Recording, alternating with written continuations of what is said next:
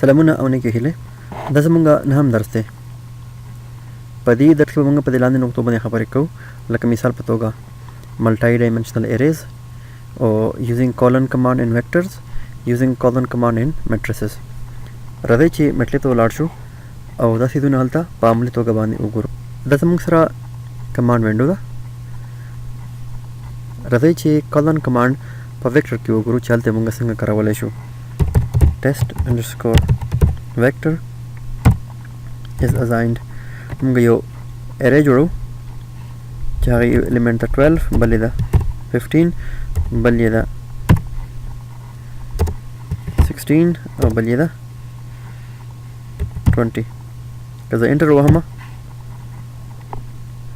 زه ګورم چې ما سره یو رو ویکټر راغی چې په هغې کې څلور الیمنٹ دي. اولنی 12، دوهم 15، دریم 14 او څلورم 20. زه غواړم چې 15 اول په کمانډ وینډو باندې ډسپلی کړم. ټیسټ انډرسکور ویکټر آف، ما سره یو رو ده او پوزیشن یې سیم دی دوهم. که زه انټر ووهمه نو ما سره 15 ډسپلی شو.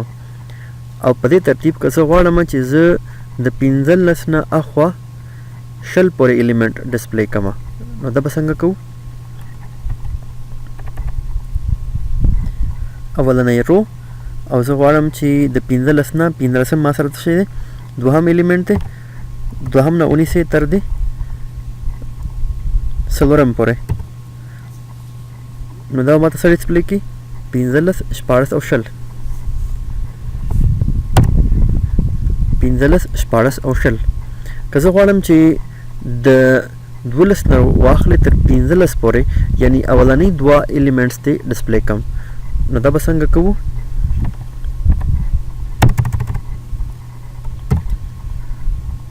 1,122 انټر.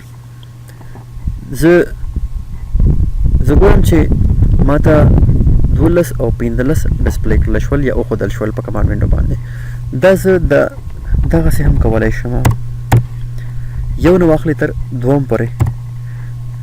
او په دې ترتیب که زه غواړم چې 14 او 20 ماته وښایي، نو هغه هم زه کولی شم. یعنې مثال په توګه 14 ما سره پوزیشن سوام دی دریم، 3 نه واخلې تر څلورم پورې. نو موږ وکتل چې د کالن په مرسته سره موږ څنګه بېلابېل الیمنٹ اکسس کولی شو. راځئ د کالن استعمال په میټرکس کې موږ څنګه کولی شو.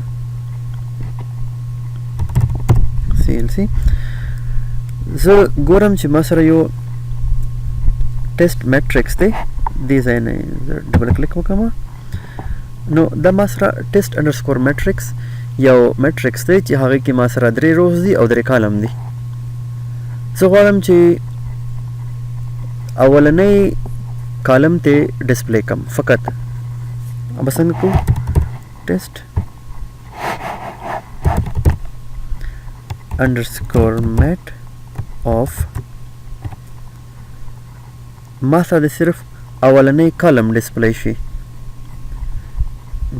مطلب دا چې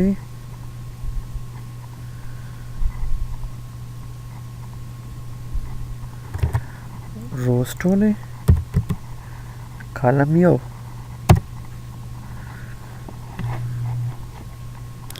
نو دا کمان ماته وښودل چې زه اولنی کالم څنګه ډسپلی کولی شم.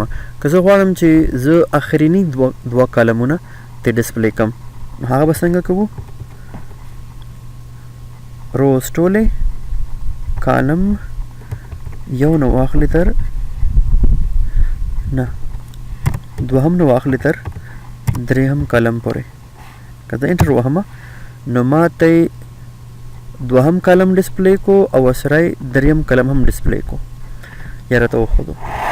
که زه اوس غواړم چې ما ته د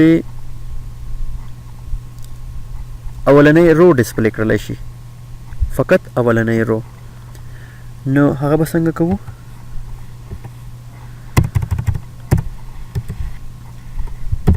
اولنی رو په هغه کې ټول کلمونه.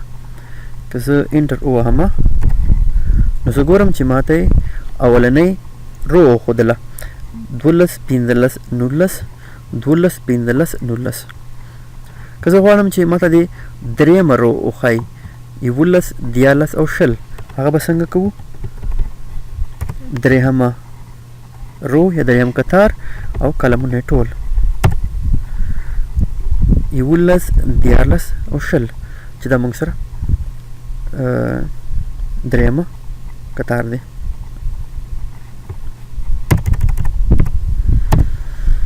دا موږ سره میټرکس دی.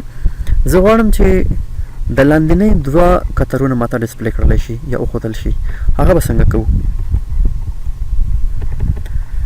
معنا ده چې